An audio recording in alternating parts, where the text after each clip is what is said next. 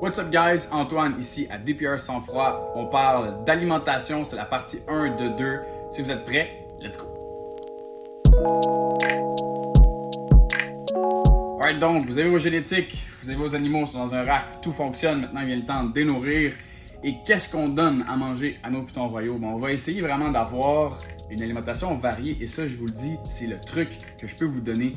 Avoir une alimentation variée, pas nécessairement pour un animal, mais pour votre collection au complet, d'avoir accès à différents types de rongeurs, c'est la clé pour ne pas être pris avec des animaux qui mangent plus et qui veulent absolument plus rien savoir.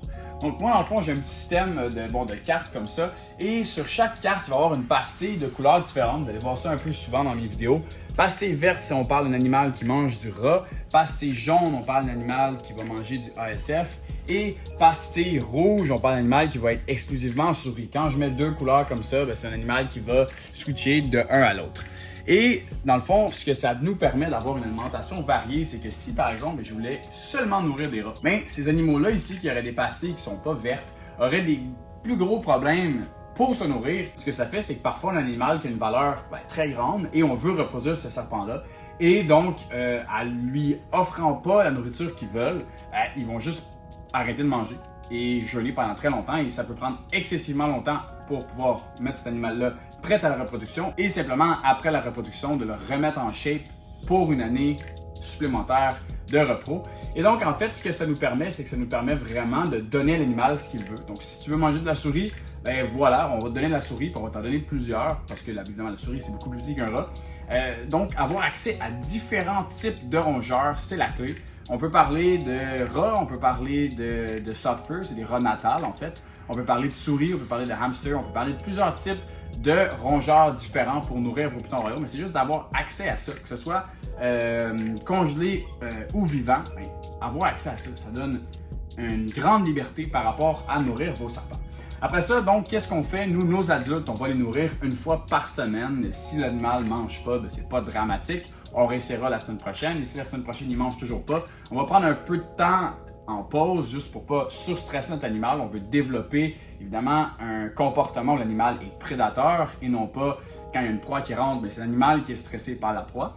Donc, si un animal ne mange pas pour longtemps, on peut changer de place, on peut faire plusieurs choses. On parlera de ça la semaine prochaine dans l'autre vidéo, mais c'est vraiment donc de nourrir nos animaux une fois par semaine. Quand vient le temps où l'animal rentre dans une phase de reproduction, donc par exemple ici, nous on ira en reproduction plus tard, mais quand on parle de phase de reproduction, par exemple ici on a une femelle qui est à 1,25 cm, on en a d'autres qui vont être un peu plus haut que ça, et c'est là vraiment que nos animaux, dans les phases de reproduction, vont vouloir manger énormément. C'est là qu'on va les nourrir plus qu'une fois par semaine. Dans le fond, ça va vraiment tomber un buffet à volonté. L'animal va manger comme il veut, mais ça ne sera pas très long. L'animal ne va pas manger énormément longtemps. On parle de quelques semaines, voire un mois. L'animal va manger de manière plus consistante et on va lui offrir, dans le fond, plus de proie. Mais à part de ça, pour les adultes, c'est vraiment une fois par semaine. Les mâles, c'est une chose un peu différente parce qu'en repos, les mâles mangent un peu moins. On veut vraiment les nourrir le plus possible. Donc, en chaque reproduction, on peut leur donner 2 à 3 repas. Souvent, ça va être des petits. Les mâles, souvent, vont aller avec le ASF ou la souris durant la période de repos, mais c'est pour ça qu'on va essayer de donner un peu plus. Mais les mâles, ils vont vraiment brûler plus d'énergie au travers de l'année en reproduisant. Donc, c'est pour ça qu'on va les nourrir un peu plus. Pour ce qui a trait des bébés, on va passer de l'autre côté dans le fond. Pour ce qui est des bébés, l'alimentation est un peu différente. Il va avoir un métabolisme qui va être un peu différent parce que c'est pas un animal qui est un reproducteur. Et moi, dans le fond, la stratégie que j'ai, et mes animaux grandissent excessivement bien, mais ça va les nourrir 2 fois par semaine, des plus petits repas. Et ça, ce que ça permet dans le fond, c'est que l'animal va vraiment tout le temps avoir accès à la nourriture beaucoup plus souvent. Et le petit danger, par contre, avec ça, c'est de continuer de faire ça sans faire de pause, parce que là, ce qui va arriver, c'est que le système digestif de l'animal va constamment être en train de travailler. Donc moi, la manière que je fonctionne, c'est super simple, c'est que je vais donner 2 semaines, 2 repas par semaine. Donc semaine 1, 2 repas, semaine 2, 2 repas, semaine 3, aucun repas. Donc semaine 4, 2 repas encore. Et on continue ce cycle-là. Ce que ça va permettre dans le fond, c'est que la semaine où l'animal n'aura pas de repas, il va se vider complètement. Ça permet à son métabolisme de complètement sortir ce qu'il y a à sortir. Et après ça, quand on recommence, l'animal va avoir un appétit énorme. Donc c'est une des raisons pour laquelle mes bébés grossissent très rapidement. Mais c'est parce qu'ils ont toujours constamment faim, parce que je fais ce cycle-là.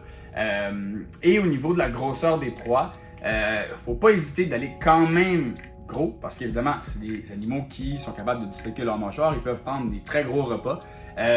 Pour les bébés, je préfère donner pas trop gros.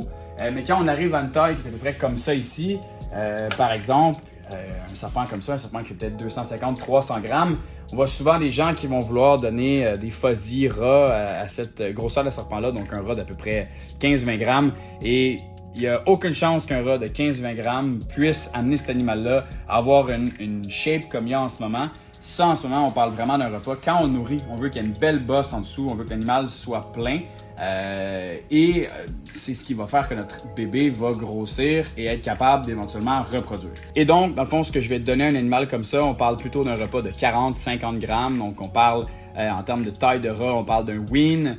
Et ensuite de ça, quand ils vont passer un peu plus gros, on peut y aller avec des petits small. Disons, un serpent comme ça ici pourrait manger un small chaque semaine. Cet animal-là, disons, qui fait environ 450-600 grammes.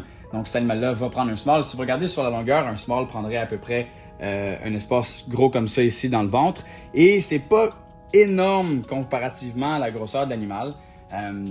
C'est à peu près ça pour ce qui est des juvéniles. Quand on passe au bébé, là, oui, on va donner quelque chose de pas trop petit pour commencer. Là, par exemple, on a un petit bébé ici. Il a eu son 3e repas cette semaine. Et vous voyez, il l'a eu hier et la bosse, elle commence déjà à disparaître. Donc, ce que j'ai donné hier, c'était un fuzzy rat. Et cet animal-là l'a pris sans hésiter. Cette portée mange super bien, pas de problème. Mais par contre, parfois, il y a des bébés qui vont manger un peu moins bien. Donc, ce qu'on va faire, c'est qu'on va également offrir des souris pour les commencer. Donc, des jumper souris. Dans le fond, c'est basically juste quand ils ouvrent leurs yeux. Et ça va être super bon pour les bébés. Dans le fond, généralement, dans une saison, si je peux faire peut-être 200-300 bébés. Et en les commençant avec soit rat ou souris, c'est peut-être 1 à 2 fois dans l'année que j'ai un bébé qui a beaucoup de difficultés à manger sa première souris. Je dois assist feed, on parlera de ça peut-être éventuellement. Mais en général, avec soit rat, fuzzy ou souris jumper, il n'y a jamais aucun problème. Évidemment, je nourris vivant en étant décongelé, ça peut être un peu plus tricky. Mais c'est quand même très faisable. Et justement, vite pour terminer, pour ce qui est des adultes, je vais préférer donner des proies un peu plus grosses, juste parce que ça stimule un peu plus l'animal à recréer une diète qui est comme dans la nature. Ils vont manger des animaux plus gros dans la nature que simplement donner juste des rats small. Donc c'est un peu ce que je fais au niveau pour nourrir mes adultes. Et donc la semaine prochaine, je sors une vidéo justement sur des trucs pour comment continuer à faire que vos animaux se nourrissent et arrêtent pas.